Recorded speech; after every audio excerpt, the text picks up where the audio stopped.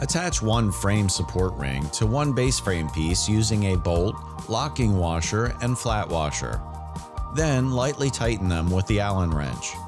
Next, attach the remaining frame support ring to the opposite end of the same base frame piece using another bolt, locking washer, and flat washer.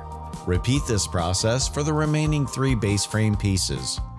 Once all bolts are in place, fully tighten. Then place the tabletop upside down on a soft surface. Position the base on the underside of the tabletop. Ensure it is at least 2 inches from the edge.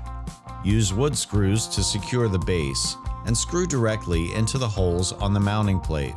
Repeat this step until all holes in each mounting plate are secured. Your table assembly is now complete and ready for use.